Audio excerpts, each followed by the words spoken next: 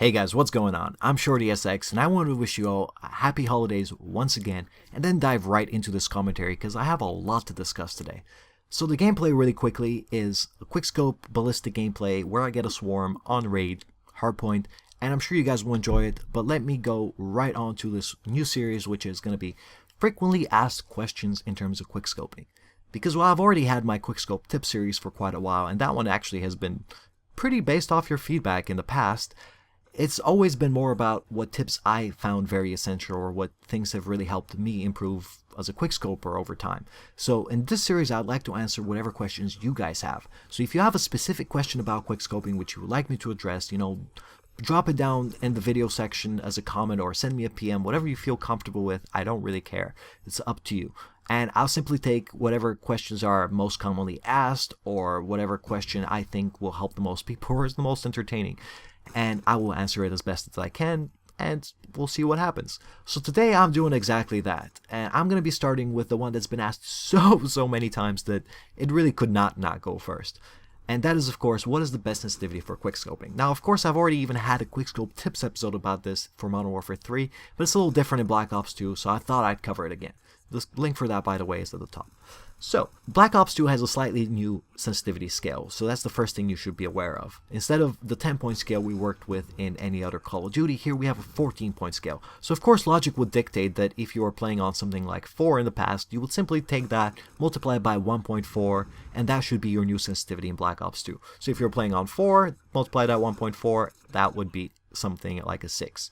However, if you talk to a lot of people or if you read up online and stuff about this issue, a lot of people would actually agree that that has not been the most accurate value for them. And in fact, it was usually the value above that. So if you used to play on 4, then multiply that by 1.4, get 6, and then try either 6 or 7 as the equivalent of what you used to play on. Anyway, enough about that. So the real question is, what is the best value for quickscoping, regardless of what scale you're playing on? And the answer is obviously there is no set value. It's a setting. It's individual. It's a setting for a reason, so everyone can change it and choose whatever fits them the most. So let me give you the advantages and disadvantages of both high, low, and everything sensitivities. Now I play on 14, which is the highest by far. And I know a lot of people will probably try it out and say, oh wow, this is really fast. But take it from me, you can get used to any sensitivity if you just give it time. With a couple of weeks, you can get used to literally any sensitivity without any trouble, regardless of how good a player you are. It's more about just getting used to the way it feels. And the big advantage of high sensitivities for me is because I'm a rusher, I like to be able to turn around all the time. So if there's a target behind me, I can quickly turn around and shoot it. Because as we all know, with a sniper, you're at a huge disadvantage around corners and stuff like that because you have to wait to actually aim down your sights when other people with other guns really don't. Anyway, the point is, with a high sensitivity, you will have an advantage if you are a rusher or you like to be in the middle of the map and you like to circle around and shoot people like that. On the other hand, if you take a low sensitivity, that will usually give you higher accuracy and just better control over your aim if you're aiming down one specific side. So let's say if you're a feeding type of sniper who likes to pretty much shoot down one lane and you care more about tiny little accuracy changes than about spinning 180 degrees, then maybe a lower sensitivity will be more suitable for you. There's really no set standard. And the best tip I can really give you is just try them all. See what works best for you. Because once you try them all, then you can really say, okay, that one worked for me, that one didn't work for me, I like that the best, and that's the one I'm going to go with. Now, in terms of how you should move about them, the best way it's worked for me is increase your sensitivity by, let's say, 1 or 2. Play on that until you get used to it. Now, a really good way to get used to it is to use my hipfire aiming exercise, for which, once again, I'll put a link at the top.